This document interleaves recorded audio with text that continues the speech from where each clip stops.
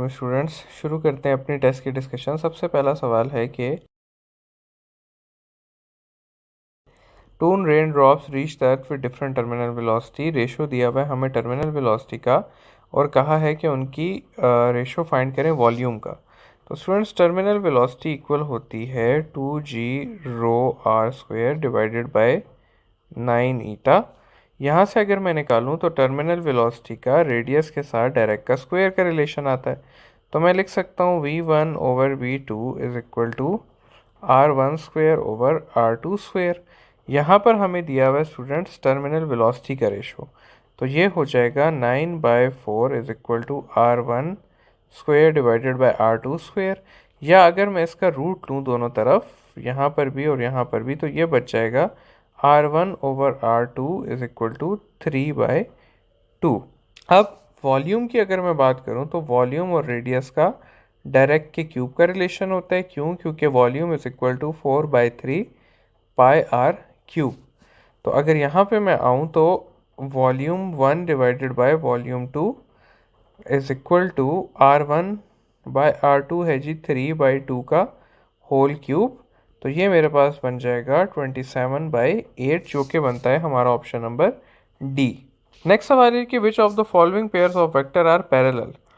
तो स्टूडेंट्स इसको करने के दो तरीके मैं आपको दोनों सिखा देता हूँ। ठीक है, सबसे पहला तरीका ये है कि आप ड्रॉ कर लें। किस तरह से? अगर सारे के सारे आपको आई जे एक्सिस में दिए हुए हैं तो आप इस तरह से कार्टेशियन कोऑर्डिनेट सिस्टम बना लें और आपको समझ आ जाएगी कि इसका क्या आंसर होगा। ठीक है, बारी बारी आप ट्राई कर लें और आपको पता चल जाएगा कि इसका कौन सा करेक्ट आंसर है। ये 1 2 3 4 5 6 7 8 और इसी तरह यहाँ पे भी 1 2 3 4 5 6 7, ऊपर भी 1 2 3 4 5 6। अच्छा जी, अब पहले सवाल में है जी कि i-2i, तो i का मतलब होता है 1। ये यहाँ पे पहले 1 गया है और फिर ये 2 माइनस में आया है, तो ये वेक्टर बन रहा है हमारे पास। ये वेक्टर बन रहा है इस तरह से। ठीक है, और i-5j, तो i और -5j ये वेक्टर बन रहा है। ये दो वेक्टर्स बन रहे हैं, तो ये दोनों पैरेलल है? नहीं है। इसी तरह हम बारी बारी करेंगे और जब हम आखिरी पे पहुंचेंगे तो हम देखेंगे कि ए वेक्टर है i-5j। ठीक है, मतलब कि ये i और ये 1 2 3 4 5 यहाँ तक ये वेक्टर आ जाएगा।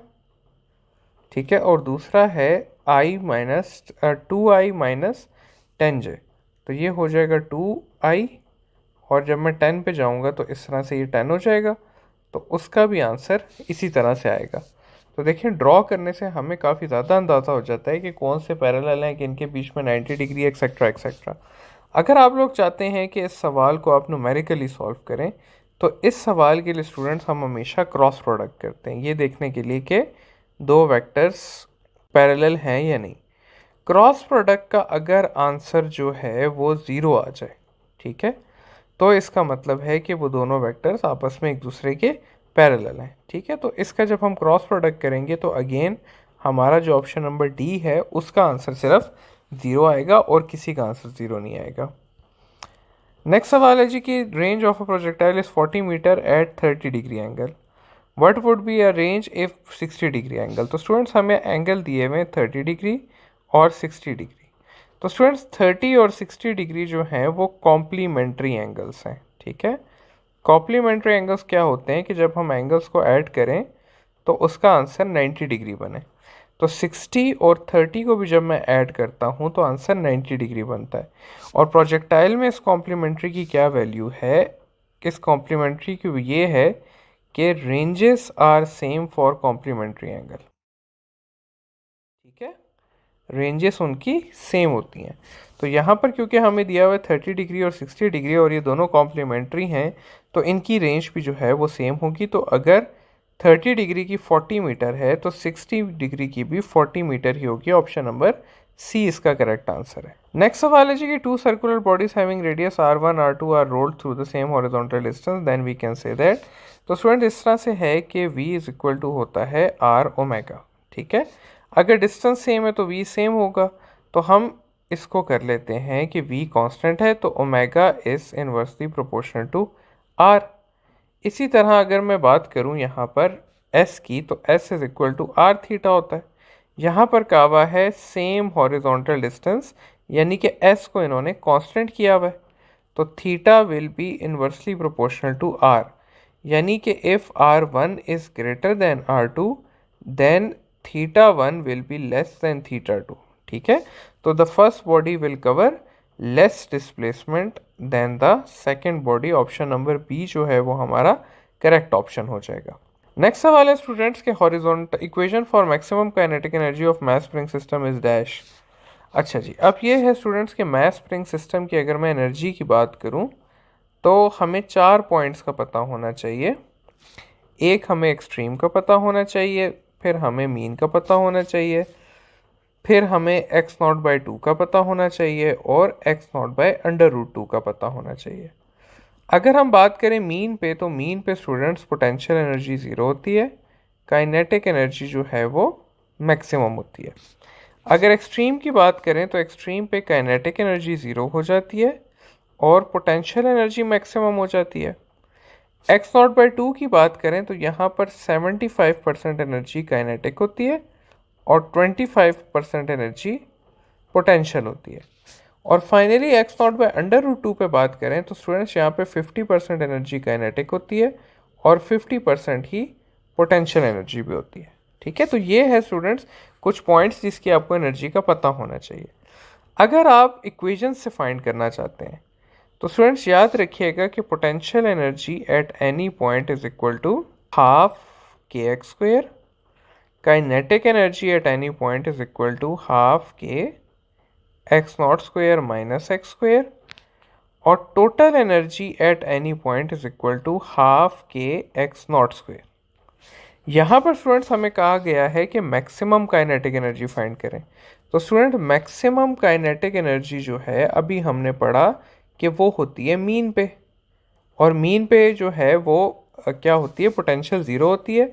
तो kinetic energy basically total energy के इक्वल हो जाएगी, जो कि होता है हाफ kx0²। तो हाफ kx0² ऑप्शन नंबर सी जो है वो हमारा करेक्ट ऑप्शन है। नेक्स्ट सवाल है जी कि 2 waves have a difference path in of 0.5 metre and frequency of this, what type of interference will be heard if the speed of sound is 330 metre पर सेकेंड।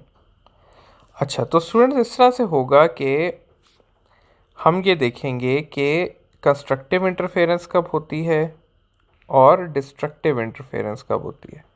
स्टूडेंट्स याद रखिएगा कि जब भी दो वेव्स के बीच में पाथ डिफरेंस n लैम्डा की फॉर्म में हो, यानी कि 1 लैम्डा 2 लैम्डा 3 लैम्डा इस तरह करके, जो फेस डिफरेंस है वो 0 डिग्री हो, तो इन दोनों केसेस में क्या होती है, हमारे पास कंस्ट्रक्टिव परफेक्ट कंस्ट्रक्टिव इंटरफेरेंस होती है। इसके मुकाबले में अगर डिस्ट्रक्टिव की बात करें तो जब भी हमारे पास path difference n plus half, बल्कि इसको माइनस कर लें ताकि आपको कोई चेंजेस ना करनी पड़े, n माइनस हाफ लैम्डा हो, या जब भी फेस डिफरेंस आपके पास 180 डिग्री हो, तो हमेशा क्या होगी, डिस्ट्रक्टिव इंटरफेरेंस होगी। तो बेसिकली हमें ये चेक करना है कि इधर पाथ की फॉर्म में है या फिर इधर पाथ डिफरेंस जो है वो n माइनस हाफ लैम्डा की फॉर्म में, और उससे हमें समझ आ जाएगी कि ये कंस्ट्रक्टिव इंटरफेरेंस है या डिस्ट्रक्टिव इंटरफेरेंस है।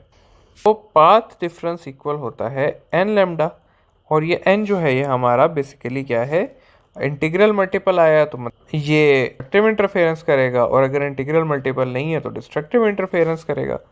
तो अब इस इक्वेशन में p is equal to n lambda में सबसे पहले हम पार्ट डिफरेंस देखते हैं, तो वो हमें दिया हुआ है। लैम्डा अगर देखें तो लैम्डा नहीं दिया हुआ, लेकिन लैम्डा हम फाइंड कर सकते हैं क्योंकि v is equal to F lambda और lambda is equal to v/f। यहाँ पर v अगर हम देखें तो वो है 330 और f अगर हम देखें तो वो है 660, तो इसका आंसर आ जाएगा 1/2। अब अगर ये चीज़ें मैं यहाँ पर डालूँ तो ये हो जाएगा n is equal to path difference divided by lambda. यहाँ पर पाथ डिफरेंस भी 0.5 है और लैम्डा भी 0.5 है, तो ये कट के 1 आ जाएगा। और अभी हमने पढ़ा था कि अगर 1 2 3 4 हो तो हमेशा कंस्ट्रक्टिव इंटरफेरेंस होगी, और अगर 0.5 1.5 2.5 हो तो उसकी वजह से डिस्ट्रक्टिव इंटरफेरेंस होगी। तो यहाँ पे क्योंकि 1 आ रहा है तो 1 इज़ अ इंटीग्रल मल्टीपल, तो यहाँ पे कंस्ट्रक्टिव इंटरफेरेंस होगी, ऑप्शन नंबर ए। नेक्स्ट सवाल है स्टूडेंट्स के value of C P minus C V is 1 R for gas in a state A and C P minus C V is equal to 1.6 R in another state B. If P A and P B donate the pressure and temperature then, तो हमें ये बताना है कि क्या है इसमें, ठीक है। सबसे पहले स्टूडेंट्स हमें यह समझना पड़ेगा कि C P minus C V R के इक्वल कब होता है, ठीक है। तो अगर C P minus C V है और वो आर के इक्वल है तो ये वो मेन इक्वेशन है, और ये किसके लिए होती है, आइडियल गैस के लिए होती है, ठीक है। तो ये आइडियल गैस के लिए। फिर इन्होंने कहा जी कि ये फर्स्ट सिनेरियो है आपका ए सिनेरियो, और बी सिनेरियो उन्होंने बोला है जी कि C P minus C V is equal to 1.6 R. तो ये जो है ये नॉन आइडियल गैस है, क्योंकि आइडियल के लिए तो हमेशा आर के इक्वल होता है। तो आइडियल गैस की अगर मैं बात करूं तो आइडियल गैस कब होती है हमारे पास, आइडियल गैस स्टूडेंट्स हमारे पास होती है हाई टेम्परेचर पे और लो प्रेशर पे। तो इनमें अगर मैं देखूं तो ए का प्रेशर टेम्परेचर हाई होना चाहिए और प्रेशर लो होना चाहिए, ठीक है।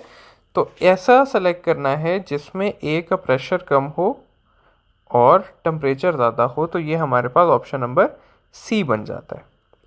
नेक्स्ट सवाल है कि two girls being in the ratio of 4 to 5 goes upstair taking time in the ratio of 5:4, the ratio of their power is. तो स्टूडेंट्स पावर इक्वल होता है हमारे पास, power is equal to W by T. तो W हो जाएगा हमारे पास power is equal to W by T. तो W की जगह मैं लिख सकता हूँ कि H में जो mg है वो वेट के इक्वल हो जाएगा, तो weight into height divided by T। तो इसको मैं अगर लिखना चाहूँ रेशो की फॉर्म में तो P1 ओवर P2 हो जाएगा मेरे पास W1 by T1 divided by W2 by T2। इसको रीअरेंज करूँ तो मेरे पास आ जाएगा W1 by W2 into T2 by T1। तो ये हो जाएगा, वेट का रेशो है उनका 4:5 और टाइम का रेशो है 5:4। तो इसको हम उल्टा कर देंगे तो ये भी 4:5 बन जाएगा, और हमारे पास आंसर आ जाएगा 16/25, जो कि है हमारा ऑप्शन नंबर सी। नेक्स्ट सवाल है जी कि what is true regarding the acceleration a1 a2 and a3 for the graph given below, assume that the object is moving in a straight line. तो स्टूडेंट्स यहाँ पर हमारे पास अच्छा, तो स्टूडेंट्स इन शॉर्ट ये था, उस ग्राफ में यहाँ पे मेंशन नहीं हुआ हुआ ग्राफ, तो वो मैं आपको इसी तरह समझा देता हूँ। उसमें था इस तरह की एक पिक्चर थी, ठीक है, और उस पिक्चर में एक a1 इस तरह से था और a2 जो था वो हॉरिजॉन्टल था और A3 जो था वो नीचे था, ठीक है। तो इसमें हमसे पूछा गया था कि इसको हम अरेंज करें कि क्या क्या है। तो स्टूडेंट जब भी ना स्लोप इस तरह से होगी तो स्लोप हमेशा ज़ीरो होगी। तो ये बात तो डन है कि A2 जो है वो ज़ीरो है, ठीक है। तो यहाँ पर अगर देखा जाए तो सिर्फ एक ही ऑप्शन ऐसा है जिसमें A2 ज़ीरो था, तो आप ये डायरेक्ट भी लगा सकते थे। लेकिन A1 की जो स्लोप है वो यूं है, और जो ऊपर y एक्सिस में जा रही हो वो पॉजिटिव स्लोप होती है, और A2 की स्लोप नीचे है, तो जो इस तरह करके नीचे जा रही हो वो नेगेटिव होती है। A1 is greater then A2, ये वाली बात, क्योंकि A1 पॉजिटिव है, A2 जो है वो हमारे पास ज़ीरो है, और A3 इज़ नेगेटिव। तो ये जो डी ऑप्शन है ये हमारा करेक्ट ऑप्शन बन रहा है। तो इस तरह से ये सॉल्व होता है। नेक्स्ट सवाल है कि if two vectors are this and this are perpendicular then the value of n is. तो स्टूडेंट्स यहाँ पर सवाल में थोड़ी सी मिस्टेक हुई हुई है, ठीक है। यहाँ पर जो था वो इसमें सिर्फ 4k की जगह n आता था, ठीक है। तो अगर इसको हम सॉल्व करें तो वेक्टर a डॉट b होगा, a इक्वल हो जाएगा 2i plus 3j plus n, और b हो जाएगा हमारे पास i plus 2j minus 4k। तो अगर हम इसको सॉल्व करना चाहें तो ये हो जाएगा 2i प्लस 3j n, और b हो जाएगा हमारे पास i plus 2j minus 4k। तो स्टूडेंट जब भी हम डॉट प्रोडक्ट करते हैं तो हम i को i से, j को j से और k को k से मल्टीप्लाई करते हैं। तो 2 इंटू 1 हो जाएगा 2, 3 इंटू 2 हो जाएगा 6, और 1 इंटू -4 हो जाएगा -4n। तो यहाँ पे स्टूडेंट्स अगर हम सॉल्व करना चाहें तो हमें इसमें मज़ीद बोला हुआ है कि ए डॉट बी जो है, ए और बी परपेंडिकुलर है। ठीक है, तो अगर ए और बी परपेंडिकुलर हैं तो ए डॉट बी किसके इक्वल होगा, 0 के। और अभी हमने फाइंड किया कि ए डॉट बी इक्वल है 6 + 2 - 4n के। तो ये जो मैं दो चीज़ें कंपेयर करूँगा तो मैं लिख सकता हूँ कि 6 + 2 - 4n इज़ इक्वल टू 0। तो ये जब मैं सॉल्व करूँगा तो 6 + 2 आ जाएगा 8। तो ये हो जाएगा n is equal to -8 divided by -4 which is equal to 2। तो इसमें 2 जो है वो हमारा करेक्ट ऑप्शन आ जाएगा। नेक्स्ट सवाल है जी कि horizontal pipe carries a water in a streamline air flow. अच्छा जी, क्रॉस सेक्शन हमें दिया हुआ है, water velocity n1 and the pressure is this. The pressure of water at another point where the cross section area is this is. ठीक है, तो basically students हमें हॉरिजॉन्टल पाइप का बोला हुआ है। हॉरिजॉन्टल पाइप में स्टूडेंट्स आप लोगों ने याद रखना है कि हमेशा जो इक्वेशन यूज़ होगी वो P + ½ ρv² is equal to constant use होगी। इसमें हाइट वाला फैक्टर ख़त्म हो जाता है क्योंकि क्या होता है कि हॉरिजॉन्टल पाइप में दोनों पॉइंट्स की हाइट सेम होती है तो वो कैंसिल हो जाती है। तो इसको स्टूडेंट्स मैं इस तरह से लिखूंगा कि P1 + ½ ρv1² is equal to P2 + ½ ρv2²। यहाँ पर स्टूडेंट्स जो हमें एक चीज़ सिर्फ नहीं गिवन वो क्या है, वो ये है स्टूडेंट्स कि हमें यहाँ पर 10 सेंटीमीटर वाले की तो वेलोसिटी दी हुई है लेकिन 5 सेंटीमीटर स्क्वायर वाली जगह की वेलोसिटी नहीं दी हुई। तो ये सॉल्व करने के लिए हम क्या करेंगे, इक्वेशन ऑफ कंटिन्यूटी लगाएंगे। ठीक है, और V2 फाइंड करने के लिए हम क्या करेंगे, A1 है हमारे पास 10 सेंटीमीटर स्क्वायर इंटू V2 है हमारे पास 1 और डिवाइडेड बाय सेकेंड एरिया है 5। तो ये हो जाएगा हमारे पास 5 कट के 2 मीटर पर सेकेंड। अब वही वाली इक्वेशन लगाएंगे जो अभी मैंने आप लोगों को बताई थी, P1 + ½ ρv1² is equal to P2 + ½ ρv2²। यहाँ पर P1 हमें ऑलरेडी दिया हुआ है, कितना है 2000 पास्कल्स है, प्लस हाफ रो हम यूज़ करेंगे वाटर का 1000 और V हम यूज़ करेंगे फर्स्ट वाली जो कि है हमारे पास 1 मीटर स्क्वायर, तो इंटू 1² और फिर P2 हमारे पास हमने फाइंड करना है और प्लस हाफ रो हमारे पास अगेन 1000 है इंटू सेकेंड वाली V का यूज़ करेंगे तो वो है हमारे पास 2 का स्क्वायर 4।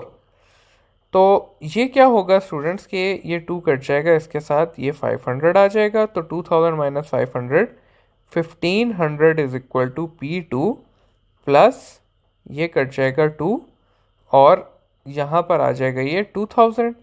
तो 2000 हो जाएगा, या सिंपली P2 जो है हमारे पास वो 2000 - 1500 हो जाएगा जो कि 500 पास्कल बनता है, हमारा ऑप्शन नंबर डी। नेक्स्ट सवाल है जी कि two identical balls A and B collide head on elastically if their velocity A and B before the collisions are +5 and -0.3 then their velocities after collision will be. तो यहाँ पर ये है students, जो मेन बात है वो सिर्फ ये आइडेंटिकल के लफ्ज़ में। ठीक है, क्योंकि अगर दो बॉडीज़ का मास इक्वल हो, A is equal to mass B, तो याद रखिएगा कि इलास्टिक कोलिजन के रिजल्ट्स में उनकी वेलोसिटीज़ एक्सचेंज हो जाती हैं। ठीक है, तो टोटल ये इसमें कॉन्सेप्ट था कि अगर दो बॉडीज़ का मास इक्वल होगा तो उनकी वेलोसिटीज़ एक्सचेंज हो जाएंगी। तो अगर पहले इनकी वेलोसिटी 0.5 और -0.3 थी तो आफ्टर कोलिजन जो फर्स्ट बॉडी थी वो -0.3 हो जाएगी और जो सेकंड बॉडी होगी वो +0.5 हो जाएगी। तो -0.3 एंड +0.5 इनकी वेलोसिटीज़ कंप्लीटली इंटरचेंज हो जाएंगी। तो ऑप्शन नंबर डी हमारा करेक्ट आंसर है। नेक्स्ट सवाल है जी कि angular velocity of table fan is directed towards west, when it is turned off its angular direction will be directed towards. तो स्टूडेंट इस तरह है कि आपको अगर मैं डायरेक्शंस के बारे में बताऊं एंगुलर वेलोसिटी के और अल्फा के, तो एंगुलर वेलोसिटी के बारे में याद रखना है आपने कि एंगुलर वेलोसिटी के लिए हमेशा राइट हैंड रूल यूज़ करना है। राइट हैंड रूल क्या कहता है कि अगर फिंगर्स कर्ल करें और जो थंब होगा वो आपके पास ओमेगा बताएगा। अल्फ़ा के लिए हमें देखना पड़ेगा कि ओमेगा इंक्रीज हो रहा है या ओमेगा डिक्रीज हो रहा है। अगर ओमेगा इंक्रीज हो रहा हुआ तो अगेन राइट हैंड रूल ही लगेगा, लेकिन अगर ओमेगा डिक्रीज हो रहा हुआ तो लेफ्ट हैंड रूल लगेगा। ठीक है, अब यहाँ पर हम क्या करते हैं, एक एग्जांपल लेते हैं इसको समझने के लिए। मैं कहता हूँ जी कि ये बॉडी है, ये घूम रही है सर्कल में, इसकी स्पीड यहाँ पे 5 है, यहाँ पे 10 है, यहाँ पे 15 है, यानी कि इसका ओमेगा इंक्रीज हो रहा है। और मैं कहता हूँ दूसरी बॉडी भी इसी डायरेक्शन में घूम रही है, लेकिन इसका ओमेगा डिक्रीज हो रहा है, यहाँ पर 15 है, यहाँ पर 10 है, यहाँ पे 5 है। तो ओमेगा स्टूडेंट्स हम दोनों बार राइट हैंड रूल से फाइंड करेंगे, तो ओमेगा का ये डायरेक्शन आएगा। लेकिन अल्फा के लिए जब हमारे पास ओमेगा इंक्रीज हो रहा होगा तो राइट हैंड रूल ही लगेगा, लेकिन जब ओमेगा डिक्रीज हो रहा होगा तो लेफ्ट हैंड रूल लगेगा। ठीक है, यानी कि दोनों ऑपोजिट हो जाएंगे। तो यहाँ पर कहा है कि angular velocity is directed towards west, तो वो हमेशा वेस्ट ही रहेगी। लेकिन जब हम उसे ऑफ करेंगे तो ओमेगा जो है वो डिक्रीज करेगा और एंगुलर एक्सेलरेशन उसके ऑपोजिट हो जाएगी, यानी कि सिर्फ ईस्ट की तरफ हो जाएगी। नेक्स्ट सवाल है, which of the following equation can be use to find velocity of sound. अच्छा, अब ये जो है ना स्टूडेंट्स, ये है main universal equation. This is valid for every wave. ये जो इक्वेशन है ये है स्पेसिफिकली फॉर लॉन्गिट्यूडनल वेव, और ये जो है ये स्पेसिफिकली है साउंड की इक्वेशन। तो स्टूडेंट्स अगर हम इसमें देखें तो ये वाली इक्वेशन भी यूज़ हो सकती है क्योंकि ये सारी वेव्स के लिए है, ये भी यूज़ हो सकती है क्योंकि sound is a longitudinal wave और ये है ही साउंड की, तो इसलिए हम कहेंगे ऑल ऑफ दिस इसका करेक्ट आंसर है। तो आइसोथर्मल एक्सपेंशन में क्या होता है? आइसोथर्मल का मतलब होता है स्टूडेंट्स टेम्परेचर जो है वो कांस्टेंट रहेगा, और टेम्परेचर के अगर कांस्टेंट रहेगा तो इंटरनल एनर्जी का चेंज ज़ीरो होगा या इंटरनल एनर्जी जो है वो कांस्टेंट रहेगी। तो इंटरनल एनर्जी डिक्रीज़ करेगी नहीं, इंटरनल एनर्जी चेंज नहीं करेगी, ये भी ठीक है। तो ये बी ऑप्शन अगर हम देखें तो बी ऑप्शन में क्या होगा, हीट इज इक्वल टू होता है वर्क प्लस डेल्टा यू, और अगर डेल्टा यू ज़ीरो हो गया तो हीट इक्वल हो जाएगा डब्ल्यू के, यानी कि work done by the gas is equal to amount of heat absorb by it, तो ये भी ठीक है। तो both option B and C जो है वो करेक्ट हो जाएगा। नेक्स्ट है जी, a solid sphere falls in the terminal velocity of v in CO2 if it is allowed to fall in vacuum then. तो स्टूडेंट्स वैक्यूम में क्या होता है, वैक्यूम में कोई ड्रैग फोर्स नहीं होती, ठीक है, और बॉडी जो है अगर ड्रैग फोर्स नहीं होगी तो कोई उसकी टर्मिनल वेलोसिटी अचीव ही नहीं होगी। और हम कहते हैं कि वैक्यूम में जो है वो टर्मिनल वेलोसिटी इनफाइनाइट होती है। मतलब अगर आपके पास ज़मीन ना टच हो या कोई चीज़ आपको ना रोके तो आपकी बॉडी की वेलोसिटी ज़्यादा होती रहेगी होती रहेगी होती रहेगी और कभी भी टर्मिनल वेलोसिटी अचीव नहीं होगी। तो अगर उसको वैक्यूम में करेंगे तो उसकी वेलोसिटी विल बी ग्रेटर, या उसको मैं कह सकता हूँ कि will never attain terminal velocity, ठीक है, क्योंकि ड्रैग फोर्स होगी नहीं, तो इसलिए वो कभी भी टर्मिनल वेलोसिटी नहीं अचीव करेगी, या उसकी अगर हुई भी तो उसको हम इनफाइनाइट लेते हैं। अच्छा जी, नेक्स्ट सवाल है, if two vectors of equal magnitude have angle theta between them then resultant magnitude is given by. अच्छा जी, तो स्टूडेंट्स रिजल्टेंट्स के लिए हम फॉर्मूला यूज़ करते हैं कि resultant vector is equal to A square plus B square plus 2ab cos of theta. ठीक है, तो यहाँ पर हमें कहा गया है कि दोनों का एक ही मैग्नीट्यूड है, तो इसको मैं ऐसे लिख सकता हूँ, a square plus 2a cos of theta, या इस डबल ए को मैं लिख सकता हूँ यहाँ पे। तो ये हो जाएगा हमारे पास ए को जो है वो मैं कॉमन लेके 2a square plus 2a square cause of theta. यहाँ पर अगर मैं a को कॉमन ले लूँ तो उसका वो कैंसिल हो जाएगा, a बाहर आ जाएगा और मेरे पास बच जाएगा 2, इस a की जगह 1 आ जाएगा, 1 into cos theta, sorry plus 1 into cos theta. तो ये हो जाएगा हमारे पास option number C, a21 plus cos theta. अच्छा जी, नेक्स्ट सवाल है कि projectile is thrown at an angle of 60 degree have a velocity of 10 meter per second on top of its motion, then the final velocity of this projectile will be। अच्छा जी, हमें कहा गया है कि एक प्रोजेक्टाइल है, उसको हमने 60 डिग्री पे फेंका है और उसकी 10 मीटर पर सेकेंड वेलोसिटी है एट टॉप, यहाँ पर उसकी 10 मीटर पर सेकेंड वेलोसिटी है, तो उसकी फाइनल वेलोसिटी कितनी होगी। स्टूडेंट्स हमें इसमें टोटल ये पता होना चाहिए कि टॉप पे वेलोसिटी इक्वल होती है वी एक्स के या वी कॉस थीटा के। तो टॉप पे हमें कहा हुआ है कि वेलोसिटी उसकी 10 है, तो वी उसकी हो जाएगी 10 डिवाइडेड बाय कॉस थीटा या 10 divided by cos 60, cos 60 is half, तो 10 बाय हाफ, ये 2 उधर चला जाएगा, तो 20 मीटर पर सेकेंड उसकी इनिशियल वेलोसिटी आ जाएगी। और इनिशियल वेलोसिटी और फाइनल वेलोसिटी इक्वल होते हैं, तो ये भी 20 मीटर पर सेकेंड ही आ जाएगा। नेक्स्ट सवाल है कि ball of mass 10 kg drop from a height of this, if it falls with kinetic energy of 900 joule, then the work done against air resistance is. अच्छा जी, हमें कहा है कि एक मास है, वो टॉप ऑफ द मोशन से हम उसे ड्रॉप करते हैं और बॉटम पे उसकी काइनेटिक एनर्जी 900 जूल है, तो कितना वर्क डन हुआ है। अगर टॉप पे हम उसकी पोटेंशियल एनर्जी फाइंड करें तो 10 इंटू 10 इंटू हाइट भी है 10, तो ये है 1000 जूल, और बॉटम पे उसकी काइनेटिक एनर्जी है 900 जूल। हालांकि उसकी होनी 1000 जूल चाहिए थी, तो वो 100 जूल कहाँ गई है, work done against air resistance में गई है। Dimensions of angular frequency are similar to, तो स्टूडेंट्स एंगुलर फ्रीक्वेंसी ओमेगा को कहते हैं, ये 2 पाई एफ होता है, इसका यूनिट जो है वो रेडियन पर सेकेंड होता है, लेकिन इसके डायमेंशंस जो हैं वो t-1 होते हैं, और t-1 जो है वो क्या होता है, फ्रीक्वेंसी होता है। अच्छा जी, डिके कांस्टेंट का भी यूनिट t-1 होता है, और एंगुलर वेलोसिटी जो है वो ओमेगा ही है, तो ऑल ऑफ दीज जो है वो इसका करेक्ट ऑप्शन होगा। नेक्स्ट सवाल है, sound waves produce in a close organ pipe of length this vibrating in a form of third harmonic, what is the wavelength of a wave. तो students close pipe के लिए lambda का formula है हमारे पास, lambda is equal to 4l divided by 2n-1।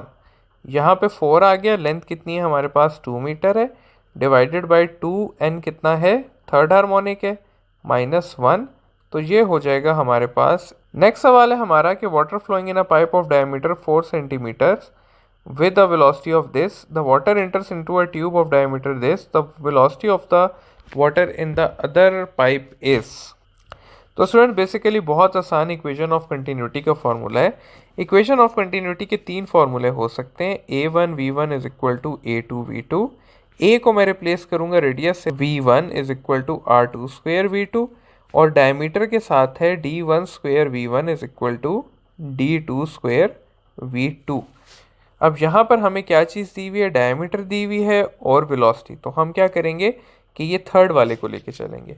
तो d1 जो है हमारे पास वो है 4 का स्क्वायर, इंटू v1 जो है वो है हमारे पास 3, d2 जो है वो हमारे पास है, अच्छा जी, 2 का स्क्वायर, और v2 जो है वो हमने फाइंड करना है, तो v2 हो जाएगा हमारे पास 16 इंटू 3/4, ये कट जाएगा 4, 4 3 12, तो 12 मीटर पर सेकेंड, ये सी ऑप्शन जो है ये हमारा करेक्ट ऑप्शन हो जाएगा। The equation kinetic energy is equal to half md square is obtained as a result of.